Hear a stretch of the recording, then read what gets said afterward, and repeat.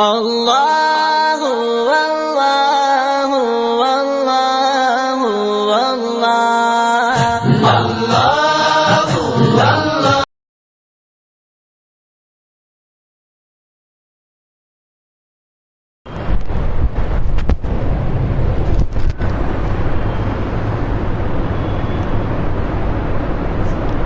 السلام عليكم ورحمة الله وبركاته. نحمده ونصلي على رسوله الكريم. أما بعد فقد قال الله تعالى في القرآن الكريم والفرقان المجيد بعد أعوذ بالله من الشيطان الرجيم بسم الله الرحمن الرحيم. فليضحكوا قليلا وليبكوا كثيرا جزاء بما كانوا يكسبون. صدق الله العظيم. رب اشرح لي صدري ويسر لي امري واحلل عقدة من لساني يفقهوا قولي. ربي يسر ولا تعسر وتمم بالخير وبك نستعين. سبحانك لا علم لنا إلا ما علمتنا إنك أنت العليم الحكيم. எல்லா புகழும் புகழ்ச்சியும் ஏக வல்லோனாகிய அல்லாஹு ஜல்ல ஷானஹு வ தஆலா ஒருவனுக்கே உரித்தாகுக.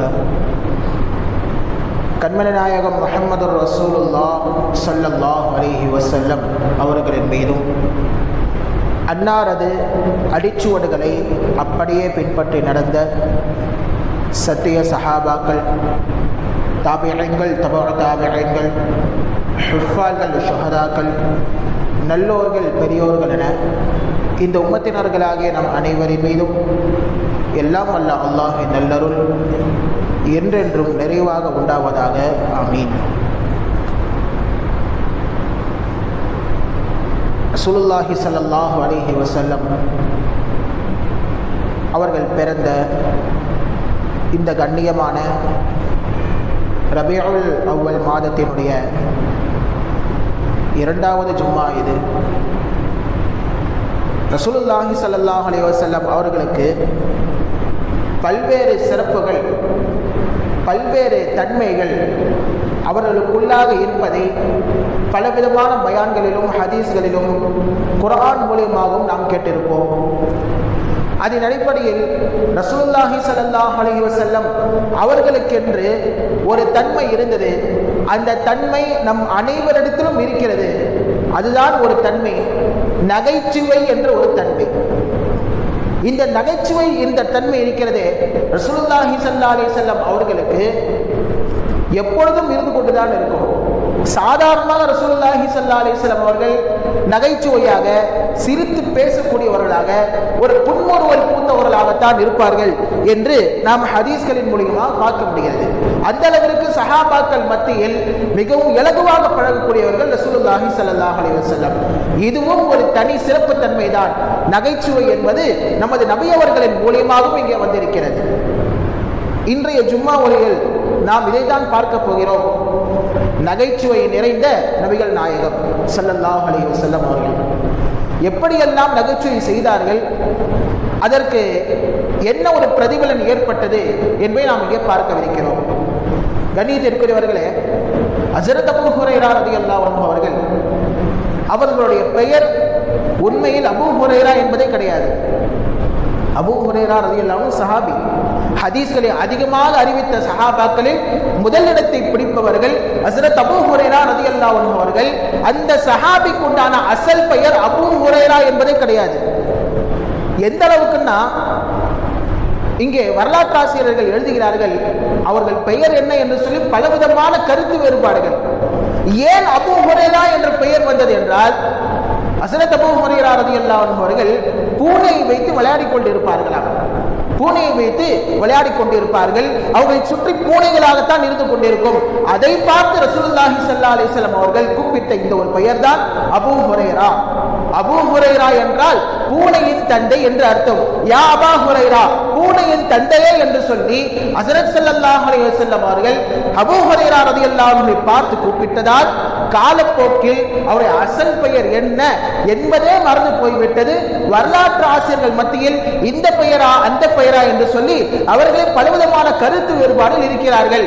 ஆக ஹஜ்ரத் அபூ ஹுரைரா ரலியல்லாஹு அன்ஹு அவர்களுக்கு செல்லமாக ஒரு பட்ட பெயரை வைத்தது ரசூலுல்லாஹி ஸல்லல்லாஹு அலைஹி வஸல்லம் அவர்கள் தான்.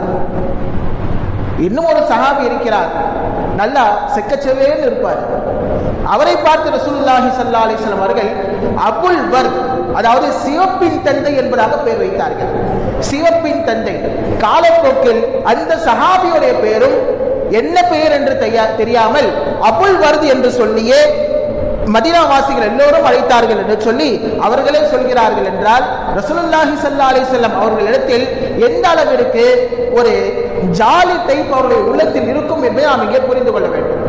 அந்த அளவிற்கு சஹாபாக்கள் மத்தியில் மிகவும் இலகுவாக நன்றாக ஜாலியாக பழக்கூடியவராக இருந்தார்கள் ரசூலுல்லாஹி ஸல்லல்லாஹு அலைஹி வஸல்லம். ஒரு தடவை ஹஸரத் அலி ரலியல்லாஹு அன்ஹு அவர்களுக்கு ஒரு பட்ட பெயர், என்ன பெயர் என்றால் அபத்துராப். அபத்துராப் என்று சொன்னால் மண்ணின் தந்தை என்று அர்த்தம்.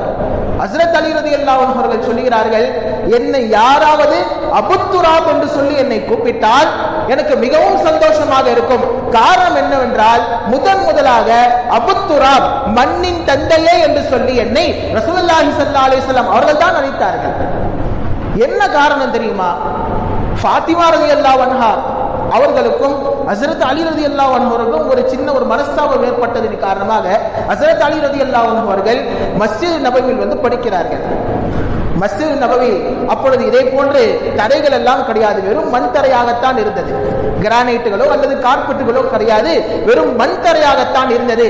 அந்த மண் தரையில் படுத்திருந்த ஹஸ்ரத் அலி ரலியல்லாஹு அன்ஹு அவர்களை பார்த்து ரசூலுல்லாஹி ஸல்லல்லாஹு அலைஹி வஸல்லம் எழுப்புகிறார்கள். எழுதிச்சா என்ன ஆகுதுன்னா, உங்க முதுகுல பின்னாடி எல்லாம் என்ன செஞ்சிருக்கு, மண்ணெல்லாம் படிந்திருக்கிறது. அதை பார்த்த ரசூலுல்லாஹி ஸல்லல்லாஹு அலைஹி வஸல்லம் அவர்கள் இஜ்லிஸ் யா அபத்துராப், அபத்துராபே நீங்கள் எழுந்து அமருங்கள் என்பதாக சொன்னார்கள் ரசூலுல்லாஹி ஸல்லல்லாஹு அலைஹி வஸல்லம்.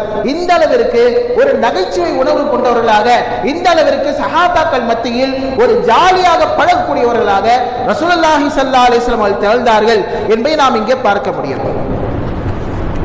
ஒரு வயசான கிழவி ரசூலுல்லாஹி ஸல்லல்லாஹு அலைஹி வஸல்லம் அவரிடம் வந்து கேட்கிறாள், நான் சொர்க்கத்துக்கு போவேனா அப்படின்னு கேட்கிறாங்க. நான் சொர்க்கத்துக்கு போவேனா? ரசூலுல்லாஹி ஸல்லல்லாஹு அலைஹி வஸல்லம் சொல்றாங்க, இன்னஹு லா யதுகுலுல் ஜன்னத்துல் அஜூஸ். என்னது, நீ சொர்க்கத்துக்கு போகணுமா? கிழவியெல்லாம் சொர்க்கத்துக்கு போக மாட்டாங்க தெரியுங்களா உனக்கு அப்படின்ட்டாங்க. ரசூலுல்லாஹ் அப்படியே சொல்லிட்டாங்க. அந்த கிழவிக்கு மனசு வருத்தமா போயிடுச்சு. என்னடா ரசூலுல்லாஹ் நம்ம சொர்க்கத்துக்கு போக மாட்டோம்னு சொல்லிட்டாங்களே. அவர்கள் சொல்லுகிறார்கள், வந்து அந்த கிழவி சொல்லுகிறாள், யா ரசூலல்லாஹ் நான் குர்ஆனை ஓதிக் கொண்டிருக்கிறேனே, என்னை பார்த்து நீங்கள் எப்படி நீ சொர்க்கத்துக்கு செல்ல மாட்டாய் என்று கேட்கும் பொழுது அதற்கு ரசூலுல்லாஹி ஸல்லல்லாஹு அலைஹி வஸல்லம் அவர்கள் சொன்ன பதில் இதுதான், நீ குர்ஆனை ஓதவில்லையா? குர்ஆனில் அல்லாஹ் தஆலா எப்படி சொல்கிறான், ஃபஜஅல்னாஹுன்ன அப்காரா. சூரத்துல் வாகியாவில் இப்படி வருகிறது, ஃபஜஅல்னாஹுன்ன அப்காரா, கிழவிகளை எல்லாம் குமரிகளாக நாளை சொர்க்கத்தில் ஆக்கப்படும். ஏன்னா சொர்க்கத்தில் எல்லாருக்கும் என்ன வயசு? 33 வயசு தானே. அது ஆண்களாக இருந்தாலும் பெண்களாக இருந்தாலும் அவர்களுக்கு 33 வயது தான். ஆக நீ கிழவியாக நீ சொர்க்கத்துக்கு செல்ல மாட்டாய், மாறாக நீ குமரியாகத்தான் சொர்க்கத்துக்கு செல்வாய். அதனால் தான் நான் சொன்னேன், கிழவிகளுக்கு சொர்க்கத்தில் இடம் இல்லை, குமரிகளுக்கு தான் அங்கே இடம். நீ குமரியாகத்தான் நீ சொர்க்கத்துக்கு செல்வாய் என்றார்கள் ரசூலுல்லாஹி ஸல்லல்லாஹு அலைஹி வஸல்லம். அந்த அளவிற்கு ஒரு நகைச்சுவை உணர்வோடு இருந்தார்கள் நபி அவர்கள். அதே போன்று ஒருவர் ரசூலுல்லாஹி ஸல்லல்லாஹு அலைஹி வஸல்லம் அவர்கள் கேட்டார், ஒட்டகம் வேண்டும் என்று கேட்டார். ஒட்டகம் வேண்டும். ரசூலுல்லாஹ் அவங்களை பார்த்து சொன்னாங்க, நான் ஒன்னும் ஒரு குட்டி ஒட்டகத்தை ஒன்னா தரேன்னு சொன்னாங்க. அவர் கேட்டது பெரிய ஒட்டகம். ஆனால் ரசூலுல்லாஹி ஸல்லல்லாஹு அலைஹி வஸல்லம் சொன்னது சின்ன ஒட்டகம், ஒரு குட்டி ஒட்டகத்தை தரேன் என்று சொன்ன போது வந்து அந்த மனிதர் கேட்கிறார், யா ரசூலல்லாஹ் நான் குட்டி ஒட்டகத்தை வைத்து என்ன செய்வது? ஏன்னா பெரிய ஒட்டகத்தாக வச்சு என்ன செய்யலாம், சவாரி செய்யலாம், மேய்க்கலாம், அல்லது இன உற்பத்தி என்பது செய்யலாம். ஆனால் குட்டி ஒட்டகத்தை வைத்து நான் என்ன செய்வது யா ரசூலல்லாஹ் என்று கேட்கும் பொழுது அதற்கு ரசூலுல்லாஹி ஸல்லல்லாஹு அலைஹி வஸல்லம் அவர்கள் அளித்த பதில் இதுதான், ஏப்பா எல்லா ஒட்டகத்துக்கும் அதனுடைய ஒட்டகம் எவ்வளவு பெருசாக இருந்தாலும் சரி அது அதுக்கு குட்டி தானே. இப்ப நம்மளுடைய தாய்மார்கள் நம்ம யாரு? நம்மள சின்ன பசங்க தான், நம்மளுடைய தாய்க்கு நாம் சிறிய பிள்ளைகள் தான். அதே போன்றுதான் ஒவ்வொரு ஒட்டகத்திற்கும் அந்தந்த ஒட்டகங்கள், குட்டி குட்டி ஒட்டகங்கள். அதை வைத்துதான் நான் சொன்னேன், உனக்கு ஒரு சின்ன ஒட்டகத்தை நான் தருகிறேன் என்றார்கள் ரசூலுல்லாஹி ஸல்லல்லாஹு அலைஹி வஸல்லம். இந்த அளவிற்கு ஒரு நகைச்சுவை உணர்வோடு இங்கே வாழ்ந்திருக்கிறார்கள் என்பதை நாம் இங்கே பார்க்க முடியும். அதே போன்று ஒரு பெண்மணி ரசூலுல்லாஹி ஸல்லல்லாஹு அலைஹி வஸல்லம் அவரை சந்திக்கிறாள். சந்திக்கும் பொழுது நபி அவர்கள் கேட்டார்கள், அதாவது உன்னுடைய கணவருக்கு கண்ணில் வெள்ளையா இருக்கும்ல, அவர் தானே உன்னோட கணவர் கேட்கிறாங்க. உங்களுடைய கணவருக்கு கண்ணில் வெள்ளை இருக்கும், வெள்ளை இருப்பவர் தானே உன்னுடைய கணவர் என்பதாக ரசூலுல்லாஹி ஸல்லல்லாஹு அலைஹி வஸல்லம் கேட்கிறாங்க. இந்த பெண்மணி சொல்றாங்க, மத்தா ரஅய்துஹு யா ரசூலல்லாஹ், எனது கணவரை நீங்கள் பார்த்ததே இல்லையே, எப்படி அவர் கண்கள் வெள்ளையாக இருக்கும் என்று சொல்லுகிறீர்கள்? இங்க நல்லா புரிஞ்சுக்கணும். நீங்க அவர் ரசூலுல்லாஹி ஸல்லல்லாஹு அலைஹி வஸல்லம் சொன்னாங்க, ஏமா எல்லாத்துக்குமே கண்ணில் வெள்ளை என்பது இருக்கும்ல, கண்ணில் கருவிழி என்பது இருக்கிறது, அந்த கருவிழிக்கும் சுத்தி என்ன இருக்குது, வெள்ளை விழிகள் என்பது இருக்கின்றது. அதை தான் நான் சொல்லுகிறேன், உன் கணவருக்கு அது இருக்கா இல்லையா, அதை தான் நான் சொன்னேன் என்கிறார்கள் ரசூலுல்லாஹி ஸல்லல்லாஹு அலைஹி வஸல்லம். அந்த அளவிற்கு நகைச்சுவை உணர்வோடு இங்கே வாழ்ந்து சென்றிருக்கிறார்கள் என்பதை நாம் இங்கே பார்க்க முடியும். பைஹக்கியில் ஒரு ரிவாயத் வருகிறது, ஜாஹிர் என்ற ஒரு நீக்ரோ சஹாபி, ஜாஹிர் என்ற ஒரு சஹாபி, இவர்கள் காய்கறி வியாபாரம் செய்யக்கூடியவர்கள். ரசூலுல்லாஹி ஸல்லல்லாஹு அலைஹி வஸல்லம் அவர்களை சந்திக்க வந்தால் காய்கறிகளை நபி அவர்களுக்கு அன்பளிப்பாக கொடுத்து விடுவார்கள். இதுதான் அவர்களது வேலை.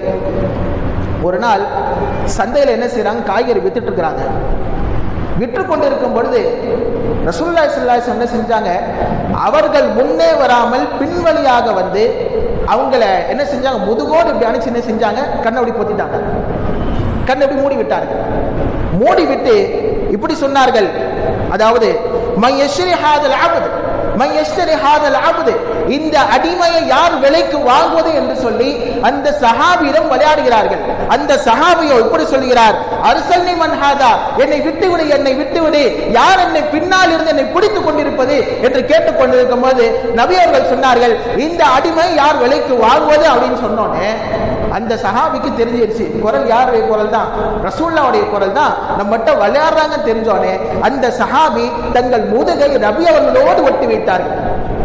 ஒட்டி வச்சோடனே இப்படி சொன்னாங்க, அந்த சஹாபி ஜாஹிர் என்ற சஹாபி சொன்னார், யார் ரசூலல்லாஹ், நானும் ஒரு பைசாக்குமே நான் தேர மாட்டேன், என்னையெல்லாம் அடிமட்டு விலைக்கு தானே இங்க வாங்குவார்கள், நீங்கள் இந்த அடிமையை யார் விற்பது என்று சொல்லி என்னிடம் நீங்கள் விலை பேசுகிறீர்களே என்று கேட்கும் பொழுது அதற்கு ரசூலுல்லாஹி ஸல்லல்லாஹு அலைஹி வஸல்லம் சொன்னார்கள், ஜாஹிரே, நீ மனிதர்களுக்கு மத்தியில் வேண்டுமானால் நீ தாழ்த்தப்பட்டவனாக இருக்கலாம், ஒரு நீக்ரோவாக இருக்கலாம், ஆனால் அல்லாஹ்வுடைய பார்வையில் நீ மிக உயர்ந்தவனாக இருக்கிறாய் என்று சொன்னார்கள் ரசூலுல்லாஹி ஸல்லல்லாஹு அலைஹி வஸல்லம். அந்த அளவிற்கு சஹாபாக்களோடு தங்கள் தோழர்களோடு நகைச்சுவை உணர்வோடு பழகி இருக்கிறார்கள் என்பதை நாம் இங்கே பார்க்க முடியும். என்னதான் நபி அவர்கள் நகைச்சுவை செய்தாலும் அதில் பொய் என்பது இருக்கவே இருக்காது. இப்ப எல்லாரும் நகைச்சுவை செய்கிறார்கள், காமெடி செய்கிறார்கள், அதில் பொய் என்பது இருக்கா இல்லையா? பொய் சொல்லி நகைச்சுவை செய்வது, பொய் சொல்லி சிரிப்பூட்டுவது என்பது தற்போதைய காலத்தில் இருந்து கொண்டிருக்கிறது. ஆனால் ரசூலுல்லாஹி ஸல்லல்லாஹு அலைஹி வஸல்லம் வாயில் ஒரு தடவை கூட அது நகைச்சுவையாக இருந்தாலும் சரி அது பொய் என்பது இருக்காது. சஹாபாக்கள் ரசூலுல்லாஹி ஸல்லல்லாஹு அலைஹி வஸல்லம் கேட்கிறார்கள், யா ரசூலல்லாஹ், இன்னக துதாயிபுனா, நீங்களும் நகைச்சுவை செய்கிறீர்களே, எங்களை போன்று நீங்கள் நகைச்சுவை செய்கிறீர்களே என்று கேட்கும் பொழுது சஹாபாக்கள் கேட்ட நோக்கம் என்ன தெரியுமா? நகைச்சுவை என்பது அதில் ஏதாவது பொய் என்பது கலந்திருக்கும், ஆனால் நீங்களும் இப்படி எங்களோடு சேர்ந்து நகைச்சுவை செய்கிறீர்கள் என்று கேட்கும் பொழுது அதற்கு ரசூலுல்லாஹி ஸல்லல்லாஹு அலைஹி வஸல்லம் சொன்னார்கள், இன்னி லா அகூலு இல்லா ஹக்கா, நான் உண்மையைத்தான் பேசுவேன், வேறு எதுவும் இந்த வாயிலிருந்து வெளிவராது, இந்த வாயிலிருந்து வெளிவந்தால் உண்மை மட்டும் தான் வரும், பொய் என்பது எனது வாயிலிருந்து வெளியே வரவே வராது என்றார்கள் ரசூலுல்லாஹி ஸல்லல்லாஹு அலைஹி வஸல்லம். இதனால் தான் நபி அவர்களுக்கு ஐயாமுல் ஜாஹிலியா வைத்த ஒரு பெயர் அஸ்ஸாதிக், உண்மையாளர் என்று சொல்லி மக்கத்து காஃபிர்களை பெயர் வைத்திருக்கிறார்கள் என்றால் அப்ப நபி அவர்கள் நகைச்சுவையாக பேசி இருந்தாலும் எந்த அளவுக்கு உண்மையாக நடந்திருந்தார்கள் என்று நாம் இங்கே பார்க்க முடியும். அது மட்டுமல்ல, நபி அவர்களை போன்று யாரும் முகமலர்ச்சி உள்ள ஆட்களை பார்க்கவே முடியாது. சஹாபாக்கள் சொல்கிறார்கள், மா ரஅய்து அஹதன் அக்ஸர தபஸ்ஸுமம் மின் ரசூலில்லாஹி ஸல்லல்லாஹு அலைஹி வஸல்லம், நான் உலகில் நான் வாழ்ந்த காலத்தில் எந்த ஒரு மனிதரையும் புன்முறுவல் பூத்ததாக பார்க்கவில்லை. ஒரே ஒரு மனிதரை நான் பார்த்திருக்கிறேன், அவர்கள் தான் முஹம்மது ரசூலுல்லாஹி ஸல்லல்லாஹு அலைஹி வஸல்லம். எப்பொழுது பார்த்தாலும் புன்முறுவல் பூத்தவர்களாக இருப்பார்கள், புன்னகை பூத்தவர்களாக இருப்பார்கள் என்று சொல்லி ஹஸரத் அப்துல்லாஹ் இப்னு ஹாரிஸ் ரலியல்லாஹு அன்ஹு அவர்கள் இந்த ஹதீஸை அறிவிக்கிறார்கள். அதே போன்று எப்பயுமே தீனுடைய விஷயங்களை மாத்திரம் நபி அவர்கள் பேசக்கூடியவர்கள் அல்ல. கொஞ்சம் கொஞ்சம் துன்யாவுடைய விஷயங்களையும் இன்னும் ஒரு சில விளையாட்டான விஷயங்களையும் நபி அவர்கள் பேசக்கூடியவர்களாகத்தான் இருந்தார்கள். ஹஸரத் ஸைத் இப்னு ஹாரிஸா ரலியல்லாஹு அன்ஹு அவர்கள் இந்த ஹதீஸை அறிவிக்கிறார்கள். சொல்லுகிறார்கள், நாங்கள் வஹியை எழுதி கொண்டிருப்போம். அதாவது ரசூலுல்லாஹி ஸல்லல்லாஹு அலைஹி வஸல்லம் அவர்களுக்கு ஹஸரத் ஜிப்ரீல் அலைஹிஸ்ஸலாம் வந்து வஹியை இறக்குவார்கள்.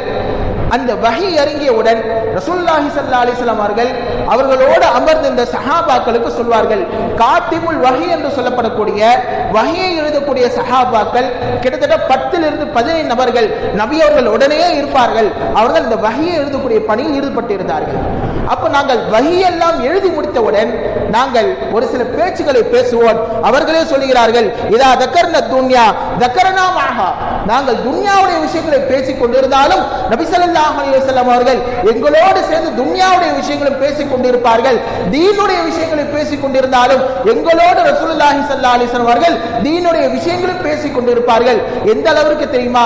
இதா தக்கரத தஆம், நாங்கள் ஏதாவது உணவுகளை பற்றி பேசிக் கொண்டிருந்தால் நம்ம பேசுவோமா இல்லையா? அந்த ஹோட்டல்ல போய் வாங்கி சாப்பிட்டா நல்லா இருக்கும், இங்கன வாங்கி சாப்பிட்டா நல்லா இருக்கும், இந்த ஹோட்டல்ல மந்தி பிரியாணி நல்லா இருக்காது, துபாயில தான் நல்லா இருக்கும்னு சொல்லி நம்ம பேசிட்டு இருக்கோமா இல்லையா?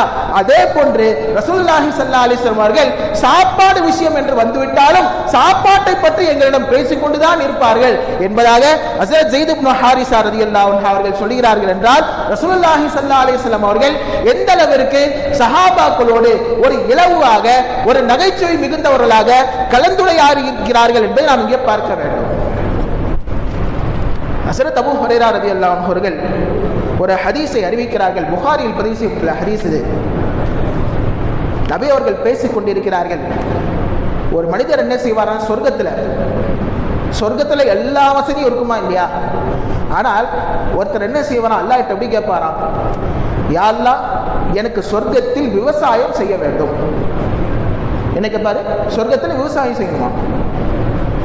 அல்லாஹ் தஆலா சொல்வான், கேட்பானா, ஏம்பா சொர்க்கத்தில் நீ இன்பமாக இல்லையா? நான் கொடுத்தது உனக்கு போதவில்லையா?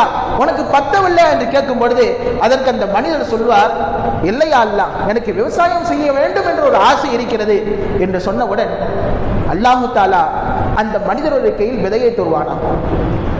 விதை என்ன செய்வா? தருவான். விதை என்ன செய்வார்? போடுவார். உடனே கண்ணிமைக்கும் நேரத்தில் அந்த விதைகள் எல்லாம் முளைத்து பயிராக ஆகி அறுவடை செய்யக்கூடிய நிலையில் வந்துவிடும்.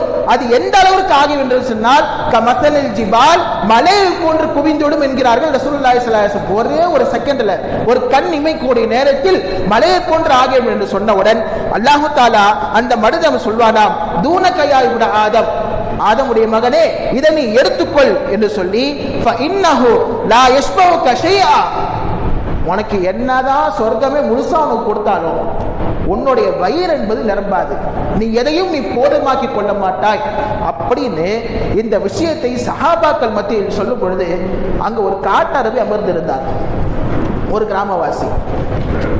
அவர் சொல்றாரு, வல்லாஹி, அல்லாஹ்வே சத்தியமாக, யா ரசூலல்லாஹ், வல்லாஹி அல்லாஹ்வே சத்தியமாக, லா தஜிதுஹு இல்லா குரைஷியன் வ அன்சாரியன், இந்த மாதிரி யார் சொர்க்கத்தில் போய் கேட்பா? நம்மளுக்கே கொஞ்சம் கடுப்பாவதா இல்லையா?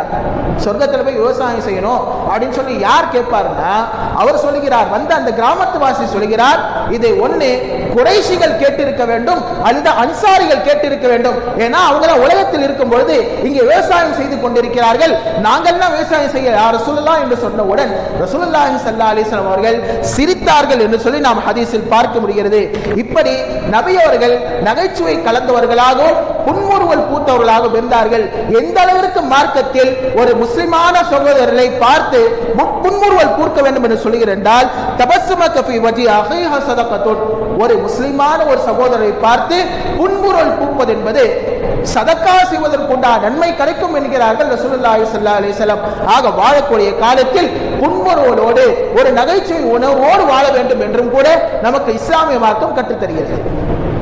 அது மட்டுமல்ல, எந்த அளவிற்கு சாதாரணமாக ரசூலுல்லாஹி ஸல்லல்லாஹு அலைஹி வஸல்லம் அவர்கள் உலகில் பழகி வந்தார்கள் என்று சொன்னால், ஒரு புத்தி பேதலித்த ஒரு பெண்மணி, ஒரு விதமான ஒரு அரமெண்டல் சொல்லணுமா இல்லையா, மூளை சரி இருக்காது, மென்டலி ரொம்ப பாதிக்கப்பட்டவர்கள், அந்த பெண்மணி நேர ரசூலுல்லாஹி ஸல்லல்லாஹு அலைஹி வஸல்லம் கையை பிடித்து இப்படி சொன்னாங்க, யா முஹம்மதே, என்னோடு நீங்கள் வாருங்கள், என் கூடயே வாங்க, வந்து என்ன செய்யணும், எனக்கு ஒரு தேவை நீங்கள் தான் பூர்த்தி செய்து கொடுக்க வேண்டும் என்று சொன்னவுடன் ரசூலுல்லாஹி ஸல்லல்லாஹு அலைஹி வஸல்லம் அவர்கள் எதுவும் மறுப்பு தெரிவிக்கவில்லை. நாம இருந்தால் இந்த பொம்பளை சரியா லூசு பொம்பளை அப்படின்னு சொல்லி நம்ம புலம்பிட்டேவாச்சு போயிருப்போம். ஆனா ரசூலுல்லாஹி ஸல்லல்லாஹு அலைஹி வஸல்லம் என்ன செய்யல, எந்த விதமான புலம்பாமல் நேராக அந்த பெண் எங்க கூப்பிட்டாலோ அந்த தெருவிற்கு சென்று அந்த பெண்ணிற்கு என்னென்ன தேவைகள் எல்லாம் இருந்ததோ அதையெல்லாம் நிறைவேற்றி விட்டுதான் நபி ஸல்லல்லாஹு அலைஹி வஸல்லம் அவர்கள் வீட்டிற்கு வந்தார்கள் என்று சொல்லி ஹஜ்ரத் அனஸ் ரலியல்லாஹு அன்ஹு அவர்கள் அறிவிக்கக்கூடிய ஹதீஸ் முஸ்லிம் ஷரீஃபில் பதிவு செய்யப்பட்டுள்ளது. ஆக இந்த அளவிற்கு ரசூலுல்லாஹி ஸல்லல்லாஹு அலைஹி வஸல்லம் அவர்கள் மக்களோடு மக்களாக சகஜமாக பழகக்கூடியவராக இருந்தார்கள், நகைச்சுவை ஒரு கொண்டவராக இருந்தார்கள். எப்பொழுது யாரை சந்தித்தாலும் புன்முறுவலோடு ரசூலுல்லாஹி ஸல்லல்லாஹு அலைஹி வஸல்லம் சந்தித்திருக்கிறார்கள் என்று சொல்லி நமக்கு நிறைய சான்றுகள் இருக்கின்றன. என்னதான் நபி அவர்கள் நகைச்சுவை உணர்வோடு இருந்தாலும் புன்முறுவல் பூத்து இருந்தாலும் நபி அவர்கள் தங்கள் வாழ்க்கையில் அதிகமாக அழுதுதான் வரலாறு, அதிகமாக அழுதிருக்கிறார்கள். குறிப்பாக மறுமுறை சிந்தனை வந்துவிட்டால் அல்லது ஏதாவது ஒரு ஜனாசாவை அடக்க வேண்டும் என்று சொல்லி கபிரிஸ்தானிற்கு சென்று விட்டால் நபி அவர்கள் அழுவார்கள். எந்த அளவுக்கு என்றால் அன்னை ஆயிஷா ரலியல்லாஹு அன்ஹா அவர்கள் அறிவிக்கிறார்கள், தஹஜ்ஜுடைய நேரத்தில் நபி அவர்கள் எந்த அளவுக்கு அழுவார்கள் என்று சொன்னால், கண்ணீர் அப்படியே என்ன செய்யும், ஆடையில் சென்று தொடை வரைக்கும் சென்று எந்த அளவுக்கு என்றால் தரை வரைக்கும் தரை அனைத்தும் நனைந்துவிடும் அளவிற்கு ரசூலுல்லாஹி ஸல்லல்லாஹு அலைஹி வஸல்லம் அழுதிருக்கிறார்கள் என்பதாக அன்னை ஆயிஷா ரலியல்லாஹு அன்ஹா அவர்கள் அறிவித்திருக்கிறார்கள். ஆக என்னதான் நபி ஸல்லல்லாஹு அலைஹி வஸல்லம் அவர்கள் நகைச்சுவை உணர்வோடு இருந்தாலும் அதிகமாக அவர்கள் வாழ்க்கையில் அழுதுதான் என்பதையும் இந்த ஒரு தகவலை உங்களுக்கு நான் சொல்லியாக வேண்டும். ஆக வாழக்கூடிய காலத்தில் ஒரு முஸ்லிம் இன்னொரு முஸ்லிமை சந்திக்கும் பொழுது புன்முறுவலோடு சந்தித்து சகஜமாக பேசி படக்கூடிய தௌஃபீக்கை எல்லாம் வல்ல இறைவன் நம் அனைவருக்கும் தந்தல் புரிவானாக. ஆமீன். வ ஆகிரு தஅவானா அல்ஹம்துலில்லாஹி ரப்பில் ஆலமீன். சுன்னத்துல்